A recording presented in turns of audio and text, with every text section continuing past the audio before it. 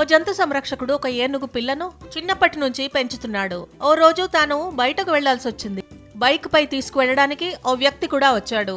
కానీ తనను పెంచిన వ్యక్తిని పోనివ్వకుండా ఆ గున్న ఏనుగు మారం చేసింది. అంతా ఇంతా కాదు, అతడిని గట్టిగా పట్టుకుని ఉండిపోయింది. తాను విడిపించుకుని బైక్ ఎక్కబోతుంటే అడ్డుపడి ఆపింది. చివరికి ఆ బైక్ పై వచ్చిన వ్యక్తి బైక్ను జంతు సంరక్షకుడికి ఇచ్చి తాను కిందకు దిగాడు. ఏనుగును దృష్టి మళ్లించే ప్రయత్నం చేశాడు. కానీ గున్న ఏనుగు దాన్ని గుర్తించింది.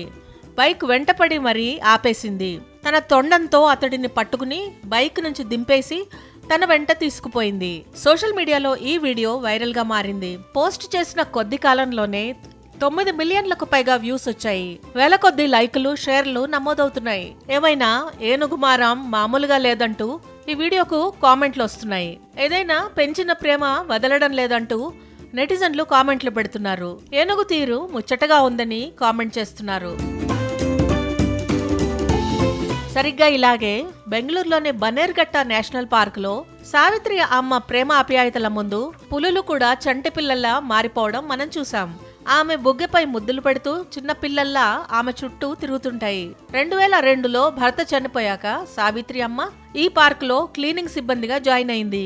అయితే ఆమె జంతువుల పట్ల చూపెడుతున్న ప్రేమ ఆప్యాయతలను గుర్తించిన అధికారులు ఆమెను జూ హాస్పిటల్ కేర్ టేకర్ గా ప్రమోట్ చేశారు. గాయాల పాలైన లేక తల్లిని పోగొట్టుకున్న పులి పిల్లలను ఆమె ప్రేమగా చూసుకుంటుంది.